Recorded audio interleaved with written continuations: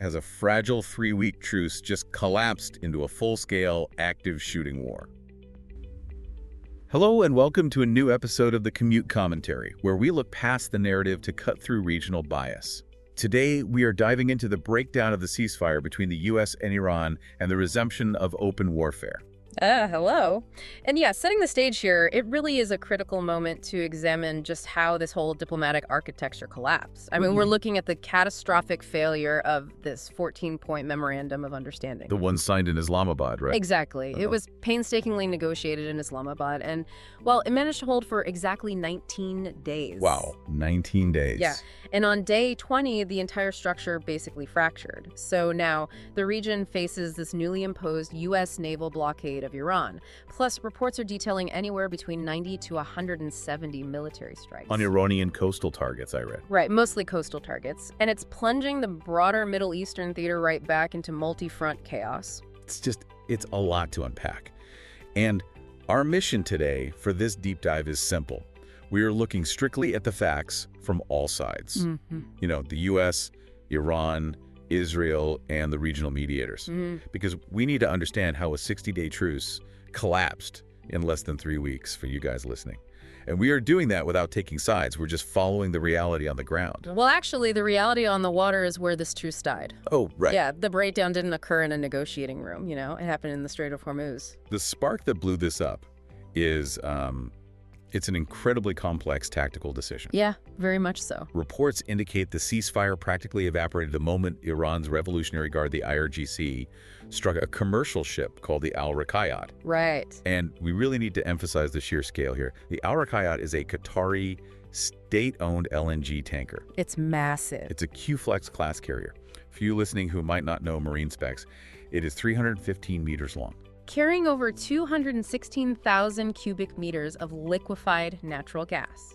I mean, the engineering involved is staggering. They've got these membrane containment systems holding cryogenic gas at like minus 162 degrees Celsius. Yeah. It's basically a massive floating pillar of the global energy economy. A floating pillar that was hit on its port side by an unknown projectile. Which sparked an engine room fire, right? Exactly. And while the crew miraculously managed to muster safely, you know, no casualties reported, thank goodness. Yeah, thankfully. The physical damage to the vessel is secondary to the geopolitical shockwave.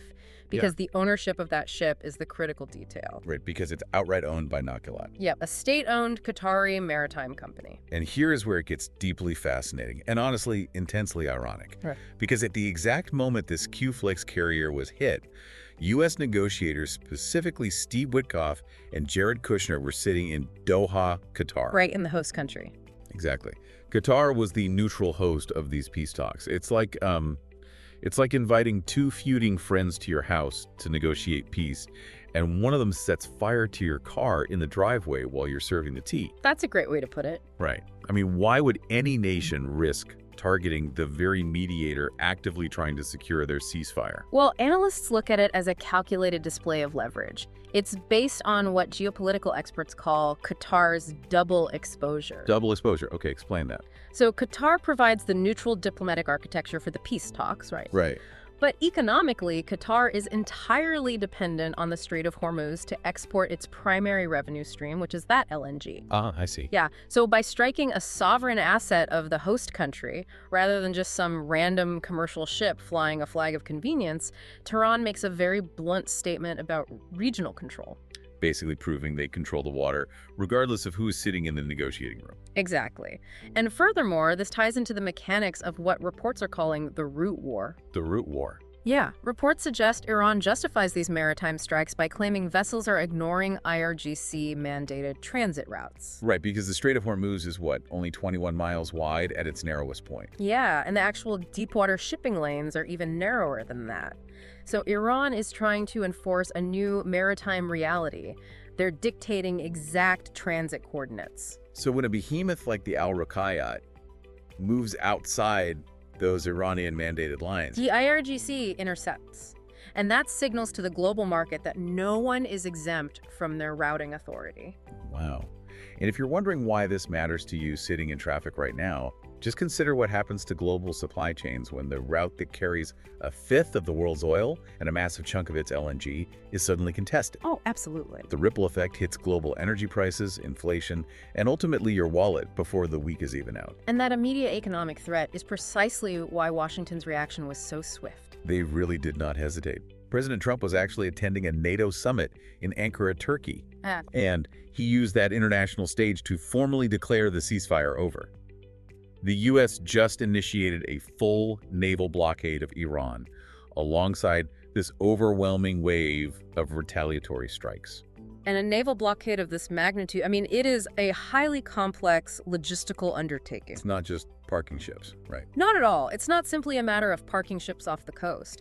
It involves continuous electronic warfare, extensive aerial surveillance, and deploying entire strike groups. Just to monitor the choke points. To monitor choke points along 1,500 miles of Iranian coastline. And alongside this blockade, U.S. Central Command reported hitting up to 170 Iranian military targets. Yeah, I was reading the post-strike assessments. They targeted air defense systems, coastal surveillance radars, and major missile storage facilities.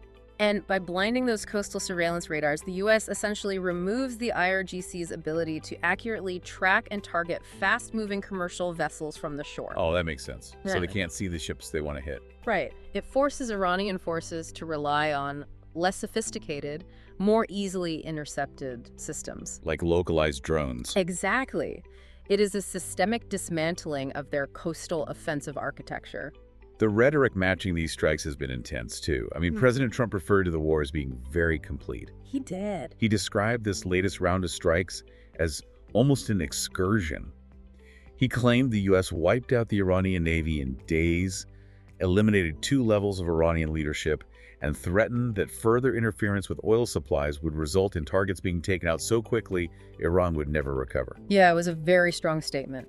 And in previous remarks leading up to this, he even warned that a whole civilization will die. Right, and we should pause here. That is their specific perspective. We do not endorse or validate that stance. Exactly. But analyzing this from the U.S. strategic standpoint, the continuous attacks on commercial shipping by Iran represent an absolutely intolerable violation of the Islamabad Memorandum. Okay, hold on, though. I'm losing the thread here. What do you mean? Well, 3 weeks ago, when this conflict kicked off, all the reports cited the primary U.S. goal as stopping a nuclear weapons program. True. It was entirely focused on crippling centrifuges and enrichment facilities. Now, we are launching over 100 strikes over cargo routes and implementing a maritime blockade. How did the strategic goalpost move 1,000 miles in 20 days? Well, that shift perfectly illustrates how conflicts mutate once they begin. Right. The primary objective may have been nuclear containment, sure, but the Strait of Hormuz has become the immediate operational front line. Because of the economic impact. Yes. U.S. officials describe their current posture as a wait-and-see approach. They are preparing for further strikes if Iran does not stand down from the shipping lanes. Got it. The underlying U.S. perspective is that you cannot negotiate a broader nuclear framework if the opposing party is actively holding global energy markets hostage. So securing the maritime domain has basically transformed into a mandatory prerequisite for any diplomatic progress. That's exactly how Washington views it. They see the ceasefire failure as a direct result of Iran shooting at ships. But Tehran has a completely different reading of the last 20 days. Very different. We really have to look at the internal political dynamics in Iran. Because hardline voices were publicly calling the Islamabad Memorandum a gift to the enemy for the literal moment it was signed. Yeah, to comprehend Tehran's calculus, you have to factor in the immense domestic pressure and the leadership vacuum they were navigating. Right, because just prior to this ceasefire, Iran suffered the assassination of their supreme leader, Ali Khamenei. Exactly. So his son, Mojtaba Khamenei, steps into this incredibly volatile environment. Reports indicate he only gave conditional approval to the memorandum. While simultaneously vowing revenge. Right. And the state funerals during this brief truce featured some of the most extreme rhetoric imaginable. I mean, Iranian officials were openly declaring on state television that killing the U.S. president is their duty. And again, we need to be clear, that is their specific perspective. We do not endorse or validate that stance. Definitely not. However, that rhetoric reflects the intense structural pressure on the new leadership. Mojtaba Khamenei is balancing a lot. He is balancing the demands of the powerful IRGC and internal hardline factions. Projecting strength is non-negotiable for domestic survival. And that internal pressure inevitably translates into external military action. Exactly. But Tehran wasn't just directing this internal pressure at the waterways, though. No, that hardline demand to project strength bled directly into the northern theater, resulting in ballistic missile launches. Yeah, big escalation there. For the first time since the ceasefire began, Iran fired ballistic missiles at Israel.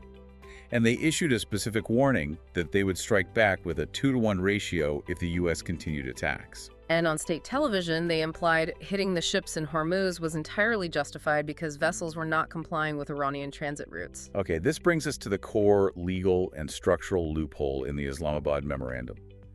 But I am really struggling to understand this from a strategic level. What's a sticking point for you? Well, if Iran just suffered the loss of its top leadership and watched a massive chunk of its military hardware get dismantled by U.S. strikes, Right. why would they invite an immediate, overwhelming U.S. response in the Strait of Hormuz just 3 weeks into a truce? It's like poking the bear. Well, analysts reviewing the ceasefire text point to a fatal ambiguity. The agreement promised toll-free passage, but it failed to clearly resolve the conflict over route authority. Oh, I see. Right, so from the U.S. perspective, toll-free passage guarantees freedom of navigation under international maritime law. Ships go where they want, safely. Right, the usual standard. But from Iran's perspective, foreign ships bypassing their specific, mandated IRGC transit routes constitutes a direct violation of their national sovereignty. So when a massive commercial vessel like the Q-Flex ignores the Iranian-mandated lanes, Tehran feels legally justified within their interpretation of the agreement to enforce their territorial borders. and furthermore, enforcing these routes triggers a massive economic mechanism. Low-rate insurance premiums. Yes.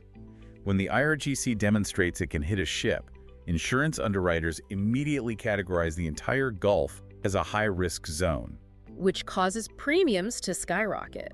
And that inflicts the economic damage Tehran desires without necessarily having to sink multiple ships. It's a very calculated move. It is. Add to this the deep frustration among Iranian leadership, who believed the U.S.-led deal delivered no tangible economic or strategic benefits. Right, they felt they surrendered leverage for nothing. Exactly. Prompting the resumption of strikes to force a renegotiation on their terms. So it's a calculated enforcement of a loophole they felt was being exploited. Yeah. And the ripple effects of this fractured agreement are devastating for the broader region. Because a bilateral ceasefire between the U.S. and Iran was fundamentally incapable of halting a networked multi-front regional war. The underlying geopolitical architecture is just far too intertwined. Let's look at Israel for a second. Yeah, let's. Reporting shows the Israeli public was deeply skeptical of this truce to begin with. Polling indicated most Israelis oppose the U.S.-Iran ceasefire entirely. Right. Prime Minister Benjamin Netanyahu made it explicitly clear that the U.S.-Iran truce did not apply to Lebanon. Consequently, the Northern Front remained an active war zone. Israel continued heavy military strikes on Beirut, actively targeting Hezbollah infrastructure. And reports indicate those strikes killed over 180 people in central Beirut during this so-called truce. Wow. Now, initially, sources close to Hezbollah suggested the group would actually pause attacks to respect the U.S.-Iran ceasefire.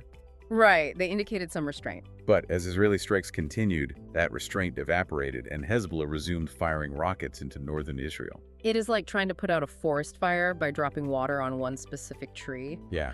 all while ignoring the root system that is burning underground and spreading to the rest of the forest. When Israel and Hezbollah continue fighting, the pressure on their respective allies, the U.S. and Iran, to intervene becomes unbearable. And then the central agreement fractures under the weight of these interconnected conflicts. And it is crucial to maintain absolute neutrality here.